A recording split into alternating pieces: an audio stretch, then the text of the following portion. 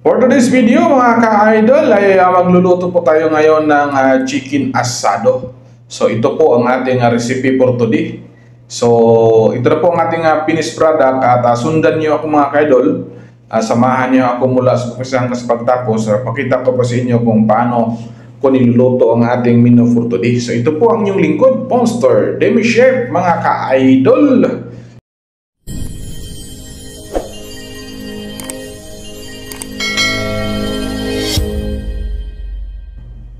Okay, start na po tayo sa ating preparation mga ka-idol. So itong ating chicken, i-cut lang po natin ng bite size mga ka-idol. So sundan lang po niyo ako mga ka-idol. Tingnan na po niyo, nakapas po sa screen ang ating list of ingredients. Hindi ko na may isa to na sasabihin sa inyo mga ka-idol. Basahin na lang po ang ating list of ingredients para masundan niyo kung gustong gayahin po ninyo ang ating pamaraan sa pagluto. Para mas madali ninyong sundan kung nakita pong listahan mga ka-idol at paano ko ginagawa. So ganito lang po ang aking procedure, simpleng pamaraan lang mga ka-idol sa ating simpleng menu, ang chicken asado. So kung bago ka lang po sa aking channel mga ka-idol, so huwag niyong kalimutan na magpakas ng comments, mag-like, mag-share, at siyempre i-subscribe nyo naman ako mga ka-idol at i-post niyo ang notification bell para maging updated po kayo sa bawat video na aking ina-upload. At syempre mga ka-idol, huwag niyong kalimutan na bisitahin ang aking Facebook account, Bonifacio Lubas Bihik mga ka-idol. At i-follow niyo naman ako mga ka-idol para masaya mga ka-idol. At ang isang like lang mga ka-idol, masaya na ako dyan. So ito na po ang ating niluto. Nilagay na po natin ang ating chicken. So isutin natin siya, palabasin na po natin ang kanyang katas. At yung natira nating marination, yun ibalik natin yan mga ka-idol.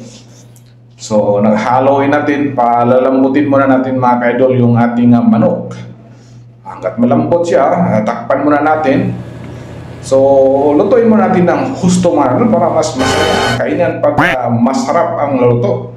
So, naglagay tayo ng tomato paste mga ka-idol o sweet soy sauce in the food.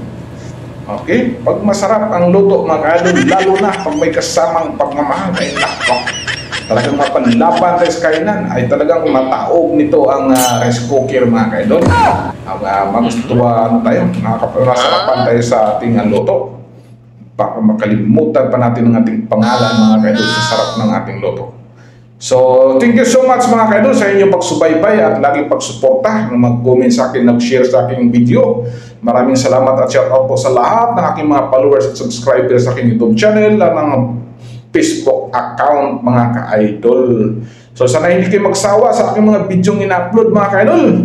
Maraming salamat po. Ito na po ang ating chicken asado menu for today. So tingnan po niyo mga ka-idol.